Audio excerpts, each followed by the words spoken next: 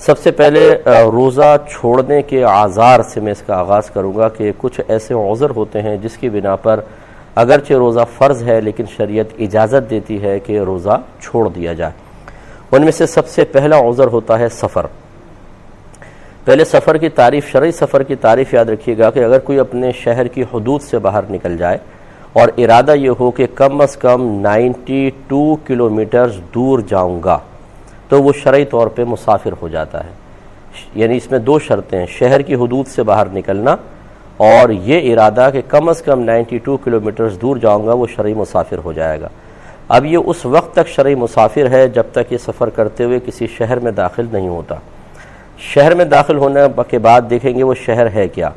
اگر تو ایسا شہر ہے کہ جہاں اس کی پیدائش ہوئی ہے، ابھی جس کو آبائی وطن کہتے ہیں، یا ایسا شہر میں داخل ہوا ہے کہ جہاں پر یہ مستقل رہائش رکھے ہوئے ہے، جیسے شادی کرنے کے بعد آدمی ٹھہر جاتا ہے، اس طرح کے کوئی آبائی وطن اس کو کہتے ہیں، اگر ایسا ہے تو جیسے اس شہر کے اندر داخل ہوگا تو مسافرت ختم ہو جائے گی۔ لیکن اگر ایسا نہیں ہے بلکہ ہم کسی کام کے لیے بعض وقت شہر میں جاتے ہیں تو ہم شہر میں پہنچے تو اب یہ دیکھیں گے کہ 15 دن یا اس سے زیادہ ٹھہرنے کی نیت ہے یا نہیں۔ اگر اس ایک مقام پر ہی 15 دن یا اس سے زیادہ ٹھہرنے کی نیت ہے تو اب مسافرت ختم ہو گئی، مقیم ہو گئے۔ لیکن اگر 15 دن سے کم ٹھہرنے کی نیت ہے تو اب بھی مسافرت باقی رہے گی۔ اسی طریقے سے اگر 15 دن سے زیادہ ٹھہرنا ہے لیکن ایک مقام پر نہیں، آپ کراچی سے چلے ہیں اور آپ نے کہا لاہور میں 3 دن ٹھہروں گا، پھر میں پنڈی چلا جاؤں گا 2 دن وہاں، پھر پشاور ہے، پھر کوئٹہ ہے، اس طرح متعدد شہروں میں 3 4 دن کر کے آپ بالفرض 2 مہینے تک گھر سے باہر رہیں گے تو یاد رکھیں کہ جب تک گھر واپس اپنے شہر کی حدود میں واپس نہ آ جائیں یا آبائی وطن آپ کا ہے کہیں باہر ادھر تک نہ پہنچ جائیں، جتنا آپ یہ ٹریول کرتے رہیں گے آپ شرعی لحاظ سے مسافر ہیں اور یہ روزہ چھوڑنے کے لیے عذر ہے۔ اور شریعت اللہ تبارک و تعالی اچھی طریقے سے جانتا ہے کہ آگے کیا کیا ماحول ہوگا، کس طریقے کی جدید ایجادات ہوں گی، کتنے سہولت والے سفر ہوں گے۔ اس کے باوجود اللہ تبارک و تعالی نے نفس سفر کو بنیاد بنا کر روزہ چھوڑنے کی اجازت دی ہے۔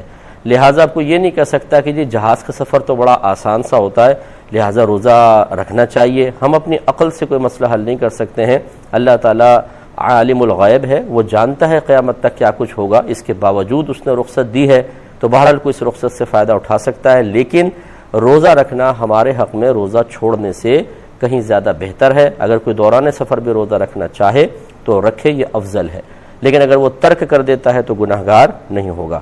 دوسرا ہے حمل۔ اگر کوئی بہن ہماری خاتون حاملہ ہیں تو وہ روزہ چھوڑ سکتی ہیں، لیکن یہ روزہ ان کے لیے باعث ضرر ہو، اس وقت باعث تکلیف ہو، باعث نقصان ہو تب۔ اور اسے کیسے پتہ چلے گا؟ یہ 3 طریقوں میں سے کسی ایک سے ثبوت ہوگا۔ یا تو کوئی ماہر ڈاکٹر جو تھوڑا بہت خوف خدا بھی رکھتا ہو وہ یہ کہے کہ اگر آپ روزہ رکھیں گی تو آپ کی جان کو یا بچے کی جان کو نقصان ہوگا، جیسے پانی کی کمی وغیرہ سے ہو جاتا ہے، اور غذا چونکہ ماں مستقل نہیں کھائے گی 30 دن تک، مطلب بیچ میں اگرچہ کھائے گی افطار کے بعد یا سحری میں، لیکن پھر بھی بعض اوقات ایک طویل گیپ کی وجہ سے بعض بہنیں کمزور ہوتی ہیں تو بچے کی زندگی پر منفی اثرات مرتب ہونے کا خوف ہوتا ہے۔ ایسی صورت میں بہن اس ڈاکٹر کی ہدایت پر روزہ چھوڑ سکتی ہیں۔ نمبر 2، سابقہ زندگی کا تجربہ، کہ پہلے کبھی پریگننسی تھی، رمضان آیا، روزہ رکھے اور طبیعت بہت زیادہ خراب ہو گئی تھی، یا پھر موجودہ مشاہدہ کہ نہ ڈاکٹر نے کہا ہے نہ پہلے کوئی تجربہ، لیکن روزہ رکھا اور طبیعت بگڑنا شروع ہو گئی شدید قسم کی، تو یہ موجودہ مشاہدہ جو ہے یہ بھی انسان کے لیے ایک شرعی طور پر عذر بنتا ہے کہ وہ روزے کو چھوڑ سکتا ہے، یا شرعی عذر کے لیے ثبوت بنتا ہے کہ اب آپ روزہ چھوڑ سکتے ہیں، تو ایسی بہن چھوڑ سکتی ہیں۔ تیسرا ہے بچے کو دودھ پلانا۔ اس میں بھی یہی بالکل تفصیل ہے جو ابھی میں نے آپ کو عرض کی کہ کوئی ڈاکٹر یہ کہیں کہ آپ متحمل نہیں ہو سکتی کہ دودھ بھی پلائیں اور روزہ بھی رکھیں، انتہائی نقاہت اور کمزوری ہو جائے گی، اس لیے آپ بچے کو فیڈ کروائیں۔ اور اس میں بعض اوقات ایسا ہوتا ہے بچہ کوئی دوسرا دودھ قبول ہی نہیں کر رہا ہوتا، پھر تو بدرجہ والا ماں کے لیے تھوڑے سے ایسے رعایتیں نکلتی ہیں کہ جس میں ماں روزہ چھوڑ کر اپنے بچے کو فیڈ کروائے۔ اور اسی طرح سابقہ زندگی کا کوئی تجربہ تھا کہ بچے کو آپ کوئی بہن دودھ پلا رہی تھیں، روزہ رکھ لیا تھا اور بچے کی طبیعت خراب ہوئی یا عورت کی خراب ہو گئی، یا موجودہ مشاہدہ۔ چوتھا مرض ہوتا ہے۔ ہر مرض روزہ چھوڑنے کے لیے عذر نہیں ہے، وہی مرض روزہ چھوڑنے کے لیے عذر بنے گا یا ایک ہم ثبوت کہہ سکتے ہیں کہ ثبوت بنے گا کہ جس کو 3 طریقوں میں سے کسی ایک سے ثابت کیا جائے. جیسے بھی آپ کو عرض کیا کہ پہلی بات تو یہ کہ وہ مرض ایسا ہونا چاہیے کہ انسان ہلاک ہو جائے گا یا اس کو شدید نقصان ہوگا، یا مرض ایسا ہے کہ اگر روزہ رکھیں گے تو بہت دیر میں ٹھیک ہوگا اور وہ باعث تکلیف ہے بہت زیادہ.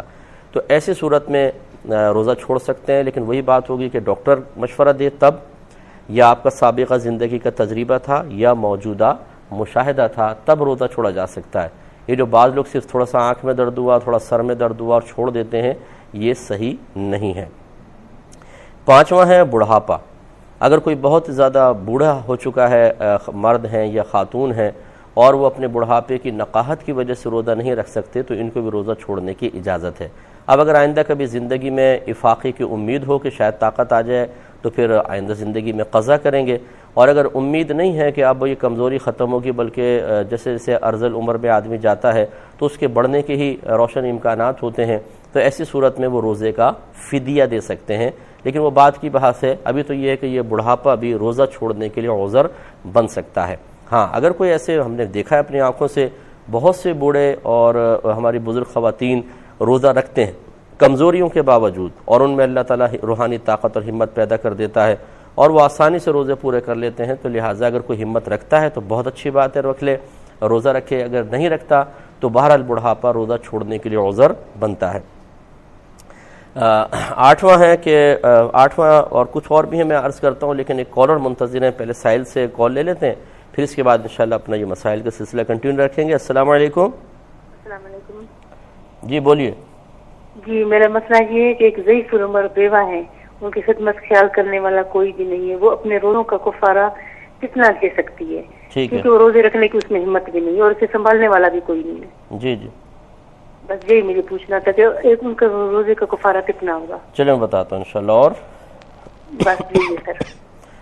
تو آپ کی خدمت میں ذکر کر رہے تھے 8واں ہے خوف ہلاکت، یعنی اگر روزہ رکھیں گے تو ہلاک ہو جائیں گے.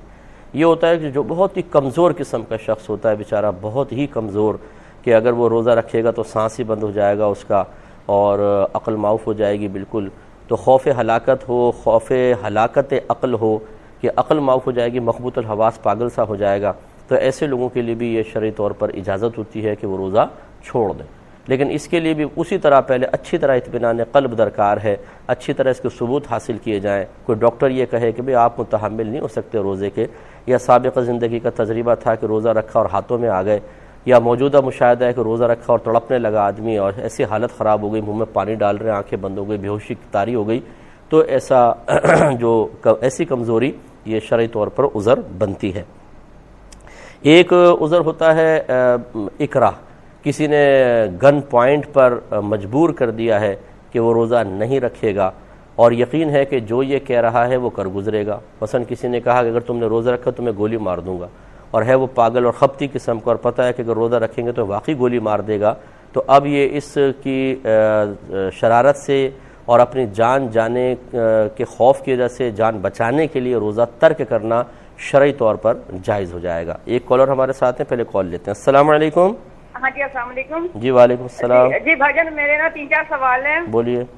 جی ایسا پہلے تو میں نے یہ پوچھنا تھا کہ ہم لوگ جو اگر کسی کے ذمہ بہت زیادہ یہ قضا نمازیں ہوتی ہیں، یعنی کہ 8-10 سال کی جیسے ہیں، جی تو وہ اگر وہ ادا کرنا چاہیں تو جو 4 والی نمازیں ہیں یعنی ظہر اثر عشاء وہ 2 کر کے ادا کر سکتے ہیں. اور دوسرا میں نے یہ پوچھنا تھا کہ جب ہم نماز تہجد کے لیے اٹھتے ہیں اور پڑھتے ہیں تو وہ کہا گیا ہے حج عمرے کا ثواب ملتا ہے فجر کی نماز تک اگر بیٹھیں تو وہ فجر تک بیٹھنا ضروری ہے یا ہم عشاء کی اشراق تک بیٹھیں؟ اور یہ نا ساتھ میں اگر ہم کسی چیئر پہ یا چرپائی پہ بیٹھ جائیں تو بیٹھ سکتے ہیں ساتھ اسی کمرے میں، اور یا واش روم جانا پڑے پھر؟ اچھا. اور اچھا اور میری